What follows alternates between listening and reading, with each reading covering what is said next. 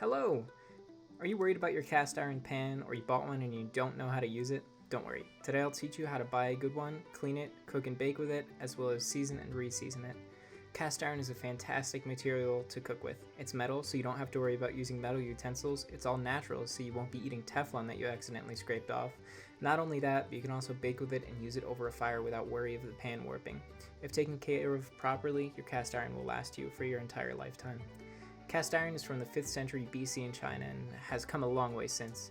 Cast iron cookware was made with great care until about the 1950s when the first mass production line was built. If you're looking for a genuinely antique cast iron skillet, you'll want to look at the texture of the metal. If it's smooth like stainless steel, you've got yourself an old pan. Post-1950 skillets have a lumpier surface as a result of increased manufacturing speed. Nowadays, cast iron is made by melting down pig iron, mixing it with coke, and pouring it into clay molds. So let's get started with re-seasoning first. This is a beautiful cast iron skillet that Casey and I bought at a thrift store today. We were about to buy a different one, but this nice old lady told us that cast iron is only genuine if it has a logo on the bottom. Interesting, and for $8 more we intended to spend that day, we got this really nice pan. There's a lot of myths surrounding cast iron, so we'll go through some of those today too. We're going to start our seasoning process here by cleaning the skillet with room temperature water and some mild soap. A lot of folks will tell you not to use soap, but it's actually fine as long as it isn't some sort of commercial cleaner or degreaser. I'd recommend Dr. Brommer's. Their soaps are completely fair trade, organic, non-GMO, and come in 100% recycled plastic. So get a sturdy scrubber and take the oil off of here with some water. The myth that you shouldn't use soap on cast iron is from the ideology that the soap will break down the oil you've seasoned with. This isn't so, as you'll see in a moment when we bake the oil onto the skillet to season it. It changes chemical states and bonds to the iron as a polymer, which soap will not break down. Don't worry, it isn't polymer as in a plastic. It's polymer as in a large number of molecules bonded together, though plastics are also polymers. So if you're watching this video and you just bought a pre-seasoned skillet, I'd still recommend seasoning it yourself, and you can do that right now with me if you'd like. Something you want to make sure that you do is wash the pan after each use and get all the gunk out of there. Look on the surface after washing and completely drying all the water. If the surface does not have an oil coating, you'll need to re-season it. The mortal sin of cast iron is getting it wet. It'll rust incredibly easily, and the rust is difficult to get out, so you never want to let it air dry on your pan. Another cool thing about cast iron is that the more you cook with it, the more the seasoning becomes developed and the better your food will taste.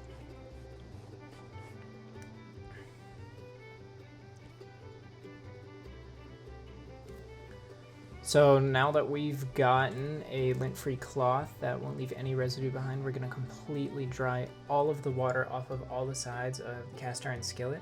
If you're going to re-season this, it's about to go in the oven, so a little bit of water is okay as long as it's not in the main part of it. And we're going to use some vegetable oil here. Any neutral oil will work. Don't use coconut oil though, as it'll solidify as room temperature. Oh, and motor oil probably isn't the best idea either. Just get this little cloth here and you're gonna put some oil on it. You'll see in a second. Maybe I don't quite know how to pour oil. Yep, there we go. And then you're just gonna rub it all over the surface until it's completely coated evenly. So rub it in, make sure you get in all of the cracks everywhere over the entire cooked surface. And the rim you don't necessarily need to have oil on, and that tends to get stuck on things like aprons and clothes, so it might be a good idea to wipe off the upper rim and the handle as well, as you don't really need oil on those spots.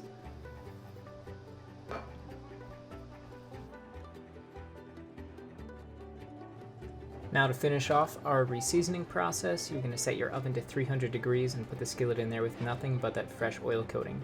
This process can smell pretty bad, so be aware of that before you go ahead and stink up the whole house. And this can be used for regular seasoning as well, not just re-seasoning.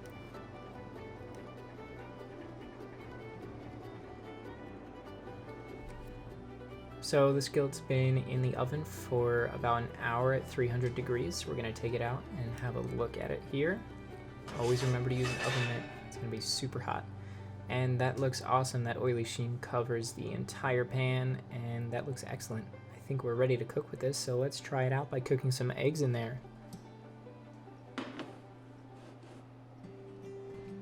So even though we have bonded the oil to the pan, that doesn't mean that the surface is completely non-stick. You still have to use cooking oil. It's just much better than Teflon. So we have a little bit of vegetable oil in here, and let's get an egg here. Put that in there. Ooh, what a wonderful sound that is. I love it. can't think of a better way to break in a cast iron pan than cooking these eggs in it. After cooking with your pan for a while, especially if you're cooking a lot of meats and high fatty foods, you may notice some black flakes start to develop in there. Don't worry though, it's very unlikely that that's actually the seasoning or any metal coming off. Rather, it's fat from meats or adding a little bit too much oil each time you cook, and that will actually polymerize just like the oil that we added and the process that we just did in the oven. Because the seal that we just made is hopefully complete, it'll be virtually impenetrable to everything, even using metal utensils. So this excess fat will polymerize and form black specks that looks like flaking metal. Don't worry about it, but I wouldn't eat the flakes either. Another secret to cooking with these is that you never ever want to start cold. If you do, your food will stick to the pan like you super glued it. We just took this out of the oven, so it's fine to put right onto the stove and start cooking. You also want to keep in mind for baking too. If you're planning on baking with this, make sure you warm up the pan before you pour your batter in. We'll go over baking after I enjoy these eggs though. Casey and I are going raw vegan for a month, so these two things I make today will be my little treat. I tend to get cravings when I don't have hot food for a few days in a row. Now, these eggs are missing something. Let's see, there. Perfect. Delicious. Thank you, Mr. Iron. So if we look at the surface of the pan here, you can see on the right side there's some oil that was taken off with the eggs when I pulled the eggs off, and on the left it's still very oily. So that's kind of what you want to look for, whether or not you have to re-oil. I think we're going to leave this, especially since we're just going to bake in it now. Alrighty, so first things first, we're going to make some cornbread. We're going to set our oven to 400 degrees here, and then we're going to make some cornbread. It's probably my favorite food. It's super simple to make, and it's very versatile. I really value foods that are made with very few ingredients. Right now, we're going to start with about a cup of white flour.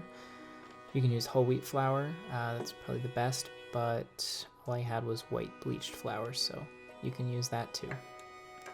And then after that, we're going to get 1 cup of cornmeal. This is very coarse cornmeal. Any kind will really work.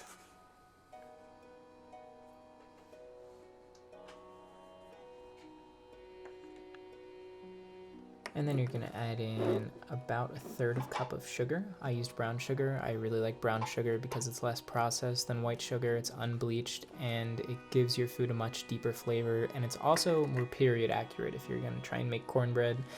That way you'll get a similar taste to what the original makers would have gotten a few hundred years ago. It won't be exact, obviously, but it'll get you close. And if you are planning on using brown sugar, make sure you break up those bunches in there.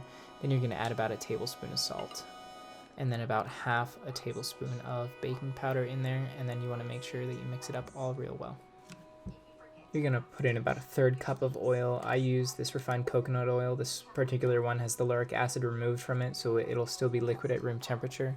If you're going to go this route, I'd recommend buying it from Carrington Farms online. Their product is BPA free, it's non-GMO, and purchasing just 1 bottle will help feed over 250 children in the Philippine village that the coconuts of this product are sourced from. Solutions really do grow from place. Oh, and it's not a sponsor. Then we're going to add 1 cup of water, and you can actually add 1 cup of milk if you'd like. I prefer water though, as it's the ultimate liquid, and I also do not have any milk. And then I'm just adding a splash of blue agave here. Then 1 grass-fed, non-GMO, organic, and cage-free unbleached egg. If you use a regular GMO, non-organic, caged, and bleached egg from the store, the recipe will not work. Sorry. So we're going to mix the dry together and then the wet. It's probably a good idea to use 2 hands and not use one to film while you try to mix. Another thing to watch out for with cast iron is cooking acidic things, as they can start to break down the metal and it can leach into your food over time, kind of like how pesticides, we're looking at you, Roundup, can contaminate entire watersheds. But it's your body. You are the watershed. A little bit of acid is fine if you want to make sauce or a cobbler in your cast iron, especially if you have a cast iron Dutch oven. I wouldn't let anything with high acidity sit in there for more than an hour though, and you should clean your skillet immediately after serving. Make sure it's all even. You should still see clumps. If your batter is super smooth, you've mixed too much and you should dump the whole thing out and try again. Just kidding. It'll be just as delicious, it just won't be as tender. And you're about to question why you're still watching this video and taking advice from me. If you couldn't tell already, I'm not a baker. Okay, let's fix this and get that flour wet somehow. Oh, another thing you can do to clean your cast iron if you really have something stuck on there is add a little bit of water and bring it to a simmer on its stovetop, then clean it like regular. You can also scrub it. Okay, so now that that is all mixed up, we're going to stick it in the oven for about 20 to 25 minutes at 300 degrees. Alright, half an hour later, let's check on it. It needed a little bit more time. Wow, that looks awesome. Always make sure that you use an oven mitt. Cast iron is not like normal pots and pans where it has multiple different sections. It's just one big piece of metal. So this entire piece right here is 400 degrees right now. I actually burnt my hand through the oven mitt. And we got a nice even crust on top. Awesome, let's cut it open and see how it tastes. So now that this has cooled down to room temperature, let's see how it tastes. And also keep in mind that there's 1,000,001 ways to do something, and this is just how I do it.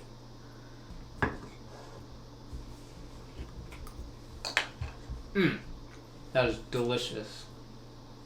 Look at that cross section there. It's a little flat, we could do with some more rising, but it's very fluffy, and the flavor is wonderful. So you can see under here, the oil is still pretty slick. Right there where I removed the cornbread. So these pans are super resilient, and even when you use metal utensils, it's almost impossible to cause damage in these unless you're actually trying to gouge it out. They're super wonderful pans, and they're really great. I really recommend getting one if you don't already have one. If you don't have one and you're thinking about one, I guess you found a pretty good video. If you're new to our channel, I'd like to welcome you. This is the Mindful Explorers. We do videos about whatever we really feel like. I love cornbread and cast iron pots, so why not make a video about that? If you learned something today, please give us a like so we know that you learned, we know that you like this video. If you'd like to see a different kind of video or something special, or you have a question, please feel free to leave a comment below and we can get back to you as soon as we can. And don't forget to hit that subscribe button and ring that little dinner bell right next to it if you want to be notified the next time that I spend an entire weekend making videos about a cast iron pan that I found at a thrift store. Thank you for watching, and I'll see you next time. I'm literally going to eat this entire thing tonight. What's going to happen? It has to. You're going raw. Stop. You can't film while you're staring at me. Yes, you can. Be confident in yourself. I'm just looking at you because I love you so much. Look away.